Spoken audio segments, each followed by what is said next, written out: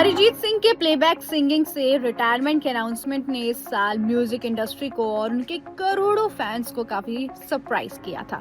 लेकिन अब एक और पॉपुलर सिंगर ने खुलासा किया है कि जो आपको हैरान कर देगा। चांद, सिफारिश और तन्हा दिल जैसे यादगार गाने गाने वाले शान ने बताया कि एक वक्त पर उनके मन में भी प्लेबैक सिंगिंग छोड़ने का ख्याल आया था। वजह ऐसी थी कि उनका पूरा दिन सिर्फ फिल्मों के गाने रिकॉर्ड करने में निकल रहा था और उन्हें लगने लगा था कि शायद अब उन्हें बाकी चीजों के लिए वक्त ही नहीं मिलेगा। शान ने अपने इस फेज के बारे में बात करते हुए बताया कि जब वो करीब 33 से 34 साल के थे तब तक वो कई तरह के गाने गा चुके थे और उन्हें 2-3 बड़े अवार्ड भी मिल चुके थे। करियर काफी अच्छा चल रहा था, लेकिन इस दौरान उन्हें महसूस होने लगा कि उनकी लाइफ में हर दिन सिर्फ एक के बाद एक दूसरा प्लेबैक सॉन्ग रिकॉर्ड करने में निकल रहा है। शान ने बताया कि वो सुबह घर से निकलते थे और दिन भर अलग अलग फिल्मों के लिए गाने रिकॉर्ड करते थे। शाम को जब घर लौटते थे तो उन्हें कई बार याद नहीं रहता था कि पूरे दिन में उन्होंने कौन कौन से गाने गाए हैं। इस दौरान उनके फ्रेंड्स और फेलो सिंगर्स के और सोनू निगम ने भी उन्हें एडवाइस दी थी।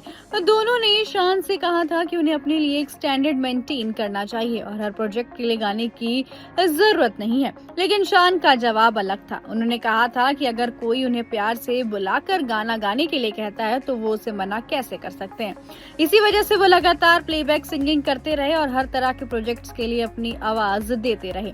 शान ने इसी बातचीत में अरिजीत सिंह को भी मेंशन किया। उन्होंने कहा कि अरिजीत ने अपने करियर के पीक पर पहुंचने के बाद काफी सिलेक्टिव होकर काम करना शुरू कर दिया था, लेकिन शान का अप्रोच उस वक्त काफी अलग था। वो लगातार काम कर रहे थे और शायद इसी वजह से एक टाइम उन्हें लगा कि उन्हें प्लेबैक सिंगिंग से ब्रेक ले लेना चाहिए।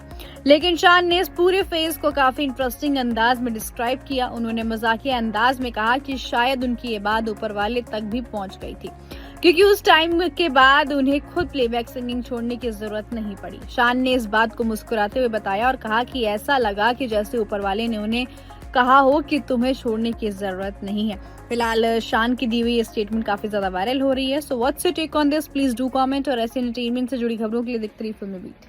नहीं, मेरे मन में ये बात काफ़ी सालों से थी, क्योंकि मेरे घर में साइना जी की मूर्ति है और हम हमेशा, मुझे याद है कि गुरुवार के दिन मैं और मम्मी हमेशा अलग अलग जगहें थी, लेकिन हम हमेशा गुरुवार के दिन साइना जी की मूर्ति के सामने जाते थे। और अब मम्मी को गए भी 4 साल हो चुके हैं और ये बात हमेशा मेरे मन में थी कि लेकिन कोई अच्छी बोल नहीं मिल रहे थे, कुछ अच्छी बात नहीं बन रही थी और उस पर बात रुकी हुई थी।